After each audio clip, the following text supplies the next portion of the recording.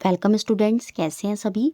आपका अपने channel quick science में बहुत बहुत वेलकम है। जैसा कि हम सीटेट साइंस पेपर 2 की तैयारी कर रहे हैं और उसमें हम previous year question paper solution की सीरीज़ देख रहे हैं 2021 की, और उसी में आज हमारी 34 क्लास है, जिसमें हम फिर से पैडागोजी के 10 क्वेश्चन देखने वाले हैं जो 3 जनवरी 2022 में, यहाँ पर 21 लिखा है, इसे चेंज कर लेंगे, 3 जनवरी 2022 में हमारे पूछे गए।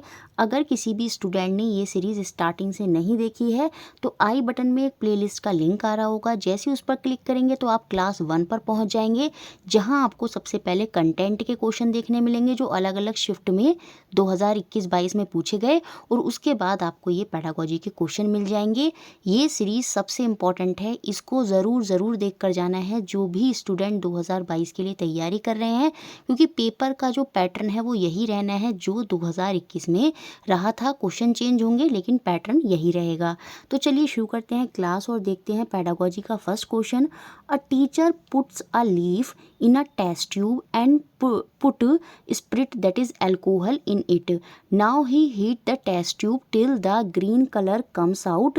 Then he take out the leaf and pour some iodine solution on it. The student write the following statement in their notebook. तो बच्चों ने कुछ लिखा अपनी नोटबुक में, उसको देखने से पहले हम इसको हिंदी में देख लेते हैं। बेसिकली टीचर कह क्या रहा है, एक शिक्षक ने एक पत्ती को परख नली में रखा, टेस्ट ट्यूब में रखा, और उसमें अल्कोहल डाला, जिसे हम स्पिरिट भी बोलते हैं, वो डाल दिया। अब उन्होंने परख नली को तब तक गर्म किया जब तक कि उसका सारा हरा रंग जो है वो बाहर नहीं निकल गया। जो पत्ती का हरा रंग था वो सारा बाहर जब तक नहीं निकल गया तब तक उसने उसको गर्म किया। फिर उन्होंने पत्ती को बाहर निकाला और उस पर आयोडीन का जो सॉल्यूशन है, विलियन है, वो डाला। और जब टीचर ने ये सारी चीज़ें की, ये पूरा डेमो कर दिखाया बच्चों को, तो छात्रों ने निम्न कथन अपनी कॉपी में जो है वो लिखे। और उन्होंने क्या लिखा, सबसे पहले उन्होंने लिखा जो लीफ है वो ब्लू ब्लैक कलर हो गई है। जैसी मैम ने उस पर आयोडीन का सॉल्यूशन डाला होगा, आयोडीन का विलियन डाला होगा पत्ती के ऊपर, तो पत्ती का कलर कैसा हो गया, turn blue black in colour हो गया। तो ये चीज़ बच्चों ने लिखी। और दूसरा पॉइंट जो बच्चों ने अपनी कॉपी में लिखा वो ये लिखा कि पत्ती में स्टार्च है। मतलब उन्होंने लिख दिया कि जो लीफ है उसके अंदर स्टार्च है। तो हमको बताना है कौन सा स्टेटमेंट, कौन से कथन जो हैं वो यहाँ पर सही हैं। तो देखिए, अब बच्चों ने क्या करा, सबसे पहले उन्होंने देखा होगा पत्ती का जो रंग है वो बदल गया। मतलब जैसी वो तो रंगहीन थी गर्म करने के बाद, लेकिन जैसे उस पर आयोडीन का सॉल्यूशन डाला तो उसका कलर चेंज हो गया। तो बच्चों ने यहाँ क्या देखा, कॉपी में तो लिखा कि उसका जो रंग है वो नीला काला हो गया, और वो हमको स्टार्च की प्रेजेंस बताता है। हम एनसीईआरटी में क्लास 6 में ये पढ़ते हैं कि अगर हमें किसी भी सब्सटेंस में ये पता करना होता है कि उसमें क्या कहते हैं आपका स्टार्च है या नहीं है, तो कुछ इसी तरह से हम आयोडीन का उस पर डाल के देखते हैं। अगर वो आपका नीला काला हो जाता है, इट मीन्स उसके अंदर स्टार्च है। तो ये चीज़ बच्चों ने कॉपी में लिखी देख कर। तो यहाँ पर बच्चों ने ये जो पॉइंट लिखा है ये उनकी ऑब्जर्वेशन को दिखाता है। ए यहाँ पर ऑब्जर्वेशन है, क्योंकि उन्होंने देखा कि जो पत्ती का रंग है वो नीला काला हो गया, तो वहाँ पर वो उन्होंने ऑब्जर्व करा और तभी वो पॉइंट लिखा होगा। फिर उन्होंने वहाँ से एक निष्कर्ष निकाला क्या, कि जो लीफ है उसके अंदर क्या है, स्टार्च है, तभी उसका रंग इस तरह से हो गया। तो ए हमारी ऑब्जर्वेशन है और बी हमारी इन्फ्रेंस है। इन्फ्रेंस को ही हम हिंदी में निष्कर्ष बोलते हैं। तो ऑप्शन नंबर 1 जो है वो हमारा यहाँ पर सही हो गया। Next question second, which of the following is an appropriate objective for organising a science fair in school. हमको बताना है निम्न में से क्या विद्यालय में विज्ञान मेला आयोजित करने के लिए उपयुक्त उद्देश्य है। बहुत सिंपल क्वेश्चन है। Getting a good publicity for school in society, ये तो बिल्कुल ही नेगेटिव पॉइंट है कि समाज में विद्यालय का अच्छा प्रचार करना, इसके पीछे हमारा उद्देश्य ये है कि हम इसलिए विज्ञान का मेला आयोजित कर रहे हैं, नहीं। Increasing the student interest in science, बिल्कुल ये हो सकता है कि जो हम विज्ञान का एक मेला जो हम स्कूल में लगा रहे हैं उसके पीछे का जो ऑब्जेक्टिव है, जो उद्देश्य है, वो ये हो सकता है कि बच्चों का जो इंटरेस्ट है विज्ञान के प्रति, जो उनकी रुचि है, वो हम उसको बढ़ाना चाहते हैं ताकि बच्चे ज़्यादा से ज़्यादा विज्ञान में इंटरेस्ट लें। तो ये पॉइंट यहाँ पर पॉजिटिव दिख रहा है। बाकी सारे पॉइंट्स भी देख लेते हैं। Helping the student to meet administrative requirement, नहीं, ये तो बिल्कुल नहीं होगा कि हम विज्ञान का मेला इसलिए लगा रहे हैं कि जो प्रशासनिक आवश्यकताएं हैं वो पूरी हो जाएं विद्यालय की, उनमें सहायता हो, नहीं, ये नहीं होगा। विद्यार्थियों में प्रतिस्पर्धा की भावना का विकास हो, नहीं, ये तो सबसे निगेटिव पॉइंट होता है कि बच्चों के अंदर कॉम्पिटिटिव जो फीलिंग है वो आए, उससे तो चीज़ें बहुत ही ख़राब हो जाती हैं। ये कहीं ना, ये कोई भी चीज़ ऑब्जेक्टिव नहीं होगा साइंस का मेला लगाने के पीछे। तो ऑप्शन नंबर सेकंड ही यहाँ पर बिल्कुल सही होगा। विज्ञान में विद्यार्थियों की रुचि बढ़ाना, इंटरेस्ट उनका क्रिएट करना, इसी की वजह से विज्ञान मेला जो है वो आयोजित किया गया है। Next question 3, adapting the science curriculum as per the understanding level of student ensure its. छात्रों की समझ के स्तर के अनुसार विज्ञान की पाठ्यचर्या अपनाना उनकी डैश को सुनिश्चित करता है, वो हमको बताना है। जब भी एज अप्रोप्रिएट या ऐसे बोल दे कि कैरिकुलम जो है वो उनकी आयु के अनुरूप होना चाहिए, कैरिकुलम जो है वो उनकी अंडरस्टैंडिंग लेवल के अकॉर्डिंग होना चाहिए। तो ये चीज़ विज्ञान में क्या दर्शाता है, ये कॉग्निटिव वैलिडिटी को दर्शाता है, संज्ञानात्मक वैधता को दर्शाता है। ऑप्शन नंबर 3 यहाँ पर सही है। बहुत बार ये क्वेश्चन रिपीट हुआ है, इसको दिमाग में फिट कर लीजिए। जब भी एज अप्रोप्रिएट या ये बोले कि जो बच्चों का करिकुलम पाठ्यचर्या है वो बच्चे की समझ के अकॉर्डिंग होनी चाहिए, बच्चे के लेवल स्तर के अकॉर्डिंग होनी चाहिए। तो बेसिकली ऐसा क्यों करा जा रहा है, ऐसा इसलिए करा जा रहा है क्योंकि देखिए जो उसकी बुद्धि है वो धीरे धीरे उसी हिसाब से चलती है, आगे आगे बढ़ती है। तो करिकुलम भी उसी के अकॉर्डिंग होना चाहिए। तो कहीं ना कहीं हम वहाँ पर उसकी मस्तिष्क जो बुद्धि है, जो समझ है, उस चीज़ को देख रहे हैं। तो कॉग्निटिव वैलिडिटी, संज्ञानात्मक वैधता मस्तिष्क से ही रिलेटेड होती है, आपकी दिमाग की सोच, थिंकिंग, बहुत सारी चीज़ें आ जाती हैं। तो हमारा जो करिकुलम हम उनकी अंडरस्टैंडिंग लेवल के अकॉर्डिंग जो हम रख रहे हैं, हर करिकुलम बच्चे का, हर पाठ्यचर्या जो है हर क्लास की अलग होती है। तो बेसिकली वो उनकी किस चीज़ के लिए होती है, संज्ञानात्मक वैधता के लिए होती है। तो ऑप्शन नंबर 3 जो है वो यहाँ पर बिल्कुल आंसर है। Next question 4, A class 7 teacher plan a task for student of classifying 25 plant. Which of the following strategies best support inquiry teaching? यहाँ पर ध्यान रखिए बात किसकी हो रही है, जांच आधारित शिक्षण की बात हो रही है। कक्षा 7 के शिक्षक ने विद्यार्थियों को कार्य देने के लिए 25 पौधों को वर्गीकृत करने की योजना बनाई। निम्न में से कौन सी योजना जांच आधारित शिक्षण को सर्वाधिक प्रोत्साहित करती है, ये हमको बताना है। शिक्षण कैसा हो रहा है, शिक्षण यहाँ पर जांच आधारित हो रहा है। टीचिंग जो है वो यहाँ पर इंक्वायरी बेस हो रही है। तो हमें इसी को ध्यान में रखकर अपना ऑप्शन जो है वो सेलेक्ट करना होगा। Teacher explain scientific classification system and demonstrate it. देखिए इंक्वायरी मतलब जांच पड़ताल, जांच पड़ताल टीचर नहीं करेगा, वो हमें बच्चे के अंदर डेवलप करनी है। तो जांच पड़ताल कौन करेगा, बच्चा करेगा।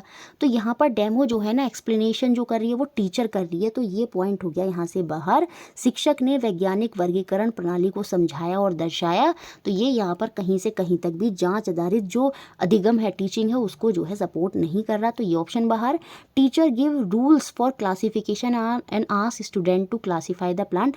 रूल्स वगैरह समझाना, ये सारी चीज़ें नहीं आती जांच पड़ताल में। शिक्षक ने छात्रों को वर्गीकरण के नियम समझाए और उन्हें पौधों को वर्गीकरण करने को कहा। नहीं, ये भी नहीं होगा। यहाँ पर बच्चे खुद से कोई चीज़ खोज नहीं कर रहे हैं, कुछ भी चीज़ की जांच नहीं कर रहे हैं, इसलिए ये ऑप्शन हुआ यहाँ से बाहर। थर्ड ऑप्शन क्या कह रहा है, teacher allows each student to classify in their own way and discuss them. बिल्कुल यहाँ पर जांच हमको दिख रही है, जांच आधारित शिक्षण हमको यहाँ पर दिख रहा है कि शिक्षक ने क्या करा, प्रत्येक छात्र को अपने हिसाब से वर्गीकरण करने की और विचार विमर्श करने की अनुमति दी। तो वहाँ पर चीज़ें होंगी, बच्चे अपने आप जांच करेंगे। इंक्वायरी बेस्ड जो टीचिंग है वो यहाँ पर कहीं ना कहीं दिख रही है। तो ऑप्शन नंबर 3 जो है वो यहाँ पर आंसर होगा। बाकी ये आंसर नहीं होगा कि teacher conduct a field trip, जो क्षेत्रीय भ्रमण है वो टीचर ने आयोजित किया। ये भी यहाँ पर सुटेबल आंसर नहीं है, मतलब सुटेबल पॉइंट नहीं है। तो ऑप्शन 3 हो गया यहाँ पर हमारा आंसर। नेक्स्ट क्वेश्चन देखते हैं 5th, read the following statement carefully and choose the correct option. यहाँ पर दिए गए कथनों को पढ़ना है और सही विकल्प का चयन जो है वो हमको करना है। यहाँ पर हमको असर्शन दिया है और रीज़न दिया है, मतलब अभिकथन दिया है और उसके पीछे का कारण दिया है। एक असर्शन, एक अभिकथन हमको दिया है, स्कूल साइंस टेक्स्ट बुक जो है need to include episode from history. बिल्कुल हमने पढ़ते आए हैं। हिस्टोरिकल वैलिडिटी क्या होता है, वही तो होता है कि विज्ञान को भी हम साथ लेकर चलते हैं और दिखाते हैं कि हिस्ट्री में क्या क्या रोल रहा है, कैसे विज्ञान ने तरक्की की है। तो विज्ञान की पाठ्य पुस्तकों में ऐतिहासिक घटनाओं का सम्मिलित होना चाहिए। बिल्कुल, क्या जो इसके पीछे रीज़न दिया है कि क्यों होना चाहिए, ऐतिहासिक घटनाओं को क्यों हमें विज्ञान में जोड़ना चाहिए, उसके पीछे का रीज़न देख लेते हैं क्या वो सही है या नहीं। ए जो असर्शन है, जो अभिकथन है, वो हमें यहाँ पर सही दिख रही है। Historical development of idea in science is important for a holistic understanding of science. बिल्कुल यही रीज़न होता है कि विज्ञान की पूर्ण समझ के विकास के लिए विज्ञान की अवधारणाओं के ऐतिहासिक विकास को समझना महत्वपूर्ण है। अगर आप कोई नई चीज़ खोज करना चाहते हैं तो आपको पुरानी चीज़ों को समझना होगा, हिस्ट्री में देखना होगा कि साइंटिस्टों ने कैसे खोज की, क्या क्या उन्होंने उसको लेकर रिसर्च की, कितने कितने कार्य किए, तब जाकर उनको कहीं ना कहीं कुछ चीज़ें मिली। तो विज्ञान की पूर्ण समझ के विकास के लिए बिल्कुल हमें जो विज्ञान की अवधारणाएं हैं उनमें ऐतिहासिक विकास जो है उनका वो वहाँ पर समझना होगा। यही रीज़न है, समझना महत्वपूर्ण होता है। इसी वजह से हम क्या करते हैं, ऐतिहासिक घटनाएं जो होती हैं उनको हम सम्मिलित करते हैं, जो हमारी एपिसोड होते हैं हिस्ट्री के उनको हम इंक्लूड करते हैं। तो बोथ ए और आर जो है वो हमारे सही हैं और आर जो है वो सही व्याख्यान कर रहा है ए की। तो ऑप्शन नंबर सेकेंड हमारा यहाँ पर आंसर होगा। दोनों सही हैं और ए की सही व्याख्यान करता है जो हमारा आर है। नेक्स्ट क्वेश्चन देखने से पहले अगर कोई भी स्टूडेंट मैम को इंस्टाग्राम पर फॉलो करना चाहता है तो शिल्पी चौधरी लांबा से सर्च कर सकता है। वहाँ पर बहुत से स्टूडेंट मुझसे क्वेरी पूछ लेते हैं, कोई इंपॉर्टेंट क्वेरी है तो वहाँ पर आप मुझसे पूछ सकते हैं, मैं वहाँ पर उसका आंसर दे देती हूँ। उसके अलावा आप टेलीग्राम चैनल से भी जुड़ सकते हैं। सिंपली जो इन्वाइट लिंक है वो आपको यहाँ पर दिख रहा होगा t.me/quicksmarttips। इससे आप सर्च करेंगे तो आप टेलीग्राम के चैनल पर पहुँच जाएंगे। कोई भी वीडियो आती है उसका लिंक सबसे पहले वहाँ आ जाता है ताकि आपकी कोई भी वीडियो मिस ना हो। तो आप ये लिंक से चैनल पर जा सकते हैं और इंस्टाग्राम पर भी मैम को फॉलो कर सकते हैं। नेक्स्ट क्वेश्चन देखते हैं 6 जो आपका एग्जाम में बना। Which of the following statement is are correct regarding assessment in science. विज्ञान में जो मूल्यांकन होता है उसके लिए कौन सा कथन सही है हमको बताना है। मूल्यांकन बेसिकली हम किसके आधार पर करते हैं, यहाँ पर बच्चे को पूरा ओवरऑल देखते हैं कि बच्चा क्या कर रहा है, बच्चे ने क्या क्या एक्टिविटी की। बच्चे का इंटरव्यू भी हम ले सकते हैं वहाँ पर, बच्चे से ग्रुप डिस्कशन के थ्रू, बच्चे के वो फील्ड ट्रिप पर ले जाकर अलग अलग तरीके से विज्ञान में जो असेसमेंट है, मूल्यांकन है, वो टीचरों द्वारा किया जाता है। तो हमें सही कथन यहाँ पर बताने हैं। Same type of task should be given to all student for objectivity and parity. वस्तुनिष्ठता और समतुल्यता के लिए सभी विद्यार्थियों को एक प्रकार के कार्य देना नहीं। आपने देखा होगा टीचर अगर प्रोजेक्ट भी देता है तो हर बच्चे को अलग अलग प्रोजेक्ट देता है, उनकी क्षमता और उनकी जो कैपेसिटी है उनके अकॉर्डिंग देता है कि कितना बच्चा कैसे कर सकता है। सारे बच्चों को एक ही टास्क दे देंगे तो उसमें कोई मतलब नहीं रह जाएगा, सब एक दूसरे की कॉपी कर सकते हैं। तो ये पॉइंट यहाँ पर असेसमेंट के लिए सही नहीं होगा। इस पर हम अच्छा मूल्यांकन बच्चों का नहीं कर पाएंगे क्योंकि हर बच्चे का स्तर जो है सोचने का, समझने का, किसी भी क्रिया को करने का, खोज करने का, वो अलग है। तो ये पॉइंट यहाँ पर सही मूल्यांकन के लिए सही नहीं होगा। तो ए गलत होगा, तो ये दोनों ऑप्शन तो हो गए यहाँ से बाहर। अब या तो केवल बी सही है या केवल सी सही है।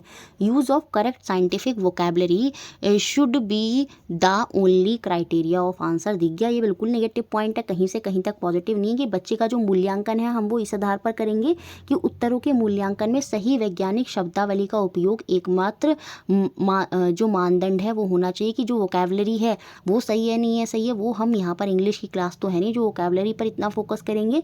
तो ये तो बिल्कुल ही नेगेटिव पॉइंट है असेसमेंट का। इस तरह से हम बच्चों का मूल्यांकन विज्ञान में नहीं करेंगे। तो ऑब्वियस सी बात है हमारा ऑप्शन नंबर 4 केवल जो सी है वो यहाँ पर सही होगा कि हम क्या करने वाले हैं, student justification of their response should be a part of assessment. विद्यार्थियों ने जो अपने उत्तरों के लिए उत्तर दिए हैं उनका दिया गया है, उनका तर्क जो उत्तरों में उन्होंने तर्क दिया है उनका मूल्यांकन जो है उस आधार पर हम कर सकते हैं। विद्यार्थियों का अपने उत्तरों के लिए दिया गया तर्क मूल्यांकन का एक आधार होना चाहिए। जो भी बच्चे अपना पॉइंट रख रहे हैं उसके बेसिस पर टीचर जो है उनका मूल्यांकन कर सकता है। तो ये यहाँ पर सही है। इट मीन्स ऑप्शन नंबर 4 केवल सी जो है वो हमारा आंसर हो जाएगा। नेक्स्ट क्वेश्चन 7, इसको देखने से पहले अगर किसी ने भी कंटेंट की तैयारी स्टार्टिंग से अभी तक नहीं की है साइंस पेपर 2 के लिए तो आई बटन में एक प्लेलिस्ट का लिंक आ रहा होगा। जैसे उस पर क्लिक करेंगे तो आप 32 क्लासेस पर पहुंच जाएंगे जहां से आप 6, 7, 8 की एनसीईआरटी का पूरा निचोड़ जो है वो आपको उन 32 क्लास में मिलेगा। वो देखनी मैंडेटरी है। जो भी बच्चे साइंस की स्टार्टिंग से तैयारी करना चाहते हैं बहुत ही अच्छे नोट्स हैं, बहुत ही अच्छा समझाया है मैंने उनको और आपको बहुत ही अच्छे से जो साइंस है वो अच्छे से वहाँ से समझ में आ जाएगी। उसके बाद ही प्रीवियस ईयर जो है वो देखें। चलिए देखते हैं क्वेश्चन क्या पूछा गया। विच of the following statement describe the nature of science. विज्ञान की जो प्रकृति है वो हमको बतानी है। तो मतलब हमको ऑप्शन से यहाँ दिख रहा है कि 3 पॉइंट जो हैं वो यहाँ पर सही होने वाले हैं। तो 4 पॉइंट सही नहीं बताने, हमको 3 पॉइंट देखने हैं जो विज्ञान की प्रकृति, विज्ञान के नेचर के बारे में सही हैं। Scientific knowledge is tentative. विज्ञान का जो ज्ञान है वो अस्थायी है बिल्कुल। जैसे मैंने बहुत बार समझाया है कि बचपन में हम पढ़ते थे जो प्लैनेट हैं वो 9 है, बाद में हमने देखा चेंजेस हुए तो वो प्लैनेट जो है 8 हो गए। प्लूटो जो है वो प्लैनेट के अंदर नहीं आता। तो वैज्ञानिक ज्ञान जो है वो अस्थायी है, उसमें कभी भी परिवर्तन हो सकता है, उनमें चेंजेस हो सकते हैं। जब नए नए लॉज आते हैं, नए नए एक्सपेरिमेंट होते हैं, नई नई रिसर्च होती हैं, तो वो क्या करती हैं, पुराने जो लॉज हैं उनको ओवरराइट कर देती हैं, उनमें चेंजेस कर देती हैं। इस वजह से हम कहेंगे कि जो वैज्ञानिक ज्ञान है वो अस्थायी है और ये साइंस का एक नेचर है, ये साइंस की एक प्रकृति है। साइंटिफिक एक्सप्लेनेशन आर फॉल्सीफिएबल, मतलब जो वैज्ञानिक व्याख्याएं हैं वो खंडन योग्य होती हैं। बिल्कुल, अभी तो देखा, जैसे किसी ने बोला होगा प्लैनेट 9 है, फिर उसका खंडन कर दिया गया प्लैनेट 8 है। जैसे बहुत से बच्चे जो हैं, जैसे हम बोलते हैं कि जो अर्थ है, जो मैग्नेट होती है वो नॉर्थ साउथ पे ही कोई इंक्लूड करते हैं, नॉर्थ पोल साउथ पोल। तो बच्चे उसमें क्या करेंगे, आर्ग्यू करने लगेंगे कि हम ईस्ट वेस्ट क्यों नहीं लेते। मतलब इस तरह की चीज़ें जो विज्ञान में एक्सप्लेनेशन होती हैं वो खंडन योग्य होती हैं, उनको खंडन किया जा सकता हो सकता है कल को उससे रिलेटेड कुछ नई चीज़ आ जाए। तो वो चीज़ें साइंस में होती हैं और वही साइंस की प्रकृति होती है, वही साइंस का नेचर है कि जो वैज्ञानिक व्याख्याएं होती हैं इनमें उनका खंडन किया जा सकता है। सी पॉइंट क्या कह रहा है, it is a process of describing the world around us. बिल्कुल ये भी सही है, यह अपने आसपास की दुनिया की व्याख्यान करने का एक प्रयास है। बिल्कुल हम साइंस से ऐसा ही करते हैं। तो ऑप्शन नंबर 1, क्योंकि 3 पॉइंट सही होने, ए और बी और सी यहाँ पर मोस्ट सुटेबल लग रहे हैं। बाकी चौथा भी देख लेते हैं। It is a body of ultimate knowledge, यह है ज्ञान का परम भंडार है। देखिए, ज्ञान का परम भंडार ये तो एक नॉर्मल सी बात है। यहाँ पर हम साइंस की प्रकृति क्या है उस पर बात कर रहे हैं, तो उसको ध्यान में रखकर अगर हम देखेंगे तो हमारे ए बी सी जो है वो मोस्ट सुटेबल आंसर यहाँ पर बैठाएंगे। तो ऑप्शन नंबर 1 यहाँ पर सही हो जाएगा, ए बी सी। ये डिफाइन करते हैं क्या, साइंस का नेचर, साइंस की प्रकृति। नेक्स्ट क्वेश्चन जो 8 एग्जाम में बना, बहुत ही अलग तरह का क्वेश्चन था। इसमें तो बच्चों ने क्या करा होगा, अपना अंदाज़ा लगाया होगा, तुक्का लगाया होगा, और इस तरह के क्वेश्चन में आप कुछ नहीं कर सकते। इसमें आप सिर्फ तुक्का लगा सकते हैं या उनको छोड़ सकते हैं। Which of the following is a micro level intervention aimed at improving the teaching learning of science in middle school initiated during the late 1970s। माध्यमिक विद्यालयों में विज्ञान की शिक्षण अधिगम प्रक्रिया को बेहतर बनाने के उद्देश्य से 1970 के पूर्वार्ध में निम्न में से किसे सूक्ष्म स्तर पर सम्मिलित किया गया था। ये हमको बताना है कौन सा प्रोग्राम यहाँ पर सम्मिलित किया गया था। माइक्रो लेवल इंटरवेंशन किसका यहाँ पर हस्तक्षेप हुआ था इम्प्रूव करने के लिए टीचिंग लर्निंग ऑफ साइंस को, वो हमको बताना है। तो ऑप्शन नंबर 1 यहाँ पर सही है, Hoshangabad science teaching programme, HSTP। इसको याद ही कर लीजिए, ये किसने हस्तक्षेप किया था, होशंगाबाद विज्ञान शिक्षण कार्यक्रम लाया गया था, जिससे जो साइंस का शिक्षण अधिगम प्रक्रिया है उसको बेहतर बनाया जा सके। Next question 9, teaching science through discovery, खोज द्वारा विज्ञान शिक्षण क्या करता है ये हमको बताना है। टीचर सेंटर कभी नहीं होगा, शिक्षण केंद्रित कभी नहीं होगा, मेमोरी बेस्ड कभी नहीं होगा, स्मृति केंद्रित उपागम नहीं होगा। तो ये दोनों ऑप्शन तो हो गए बाहर। अब आंसर आपका इनमें से ही कोई है कि जो हम खोज करते हैं विज्ञान में वो क्या है, वो क्या किस पर फोकस करती है, किस पर वो ध्यान देती है। Focuses on the product of learning या focuses on the process of learning. आप कोई खोज कर रहे हो तो वो खोज इसलिए कर रहे हो कि उसमें क्या स्टेप फॉलो करे हैं, या आप वो खोज इसलिए कर रहे हो कि उसमें क्या निकल कर आएगा। तो सीधी सी बात है, आप जो खोज करते हो वो प्रोडक्ट के लिए करते हो। Focuses on the process product of learning, अधिगम के उत्पाद पर ध्यान दिया जाता है कि जो आप खोज कर रहे हैं उससे क्या निकल कर आएगा, क्या निष्कर्ष जो है वो हमें देखने को मिलेगा, क्या प्रोडक्ट हमें वहाँ पर मिलेगा। तो ऑप्शन नंबर 1 जो है वो यहाँ पर हमारा आंसर हो जाना है। नेक्स्ट और लास्ट क्वेश्चन, इसको देखने से पहले एक रिक्वेस्ट है, वीडियो अच्छा लगता है, दिल से अच्छा लगता है तो उसको लाइक कर दिया करें। शेयर और सपोर्ट सबसे ज़्यादा चाहिए, तो प्लीज़ शेयर भी कर दिया करें, ज़्यादा से ज़्यादा लोगों को शेयर कर दें। और मुझे पूरी उम्मीद है बच्चे शेयर करेंगे और इस चैनल को भी आगे लेके आएंगे। क्वेश्चन क्या है, a science teacher of class 7 asked the student to measure the body temperature of 10 peer and record their observation, which of the following process skill can not be assessed using this activity. Can not be लिखा है, ठीक है। कक्षा 7 के विज्ञान शिक्षक ने अपने विद्यार्थियों को एक क्रियाकलाप करने के लिए कहा, ठीक है, जिसमें उसने क्या कहा, उन्हें 10 साथियों के शरीर का तापमान मापना है और अपने प्रेक्षणों का रिकॉर्ड करना है। तापमान मापना है और उनको ऑब्जर्व करके अपनी भैया नोटबुक में लिखना है। विच ऑफ द फ्लोइंग, तो यहाँ पर बताना है इस विधि से कौन सी प्रक्रिया में निपुणता नहीं मापी जा सकती, वो हमको बताना है। देखिए कहीं ना कहीं बच्चा यहाँ पर ऑब्जर्विंग तो कर ही रहा है। जब वो बच्चों का टेम्परेचर देख रहा है तो कहीं ना कहीं जो उसकी ऑब्जर्विंग स्किल है, वो टेम्परेचर देख रहा है ना, तो देख रहा है मतलब ऑब्जर्विंग जो है वो कहीं ना कहीं उसकी हो रही है वहाँ पर, तो ये तो होगा। अब कहीं ना कहीं वो वेरिएबल कंट्रोलिंग भी यहाँ पर आ रही है, संप्रेषण करना। देखिए क्योंकि कहीं ना कहीं इनमें नंबरिंग है ना, टेम्परेचर जो है नंबरिंग को डोनेट करेगा, तो कहीं ना कहीं वो वेरिएबल को भी कंट्रोल वहाँ पर कर रहा है, ये चीज़ भी हो रही है। इन्फरिंग हो रही है यहाँ पर, इन्फ्रेंस आ रहा है, निष्कर्ष जो है वो निकल कर आ रहा है। बिल्कुल जब वो टेम्परेचर नोट कर रहा होगा अपनी कॉपी में, तो वहाँ से वो एक निष्कर्ष पर आ रहा होगा कि ये बच्चा नॉर्मल है या इसको बीमारी है या इसको फीवर है, तो इस तरह की चीज़ें वहाँ पर हो रही होंगी। एक निष्कर्ष जो है बच्चा निकाल रहा होगा वहाँ पर। लेकिन यहाँ पर कुछ भी एक्सपेरिमेंटिंग नहीं हो रही, कुछ भी प्रयोग जो है वो नहीं कर रहा है। ऐसा थोड़ी कुछ एक्सपेरिमेंट कर रहा है, सिंपल क्या कर रहा है, वो 10 बच्चों का जो टेम्परेचर है उनको रिकॉर्ड कर रहा है और लिख रहा है। तो कहीं ना कहीं उसकी यहाँ पर ये सारी स्किल डेवलप हो रही है, कहीं ना कहीं वो निष्कर्ष पर जा रहा है कि हाँ किसी बच्चे को फीवर है या नहीं है। ऑब्जर्व तो वो कर ही रहा है और वेरिएबल को कंट्रोल कर रहा है, क्योंकि टेम्परेचर में कहीं ना कहीं जो वेरिएबल हैं, नंबर्स हैं, वो कहीं ना कहीं उसमें आ रहे हैं। यहाँ पर एक्सपेरिमेंटिंग नहीं हो रही, कुछ भी नया एक्सपेरिमेंट वो यहाँ पर नहीं कर रहा, तो प्रयोग करना वो यहाँ से नहीं सीख रहा है। तो ऑप्शन नंबर 1 ही यहाँ पर हमारा आंसर हो गया। इस तरह से हमने ये सारे क्वेश्चन देखे। वीडियो अच्छा लगता है लाइक करें, शेयर करें और चैनल से जुड़े रहें।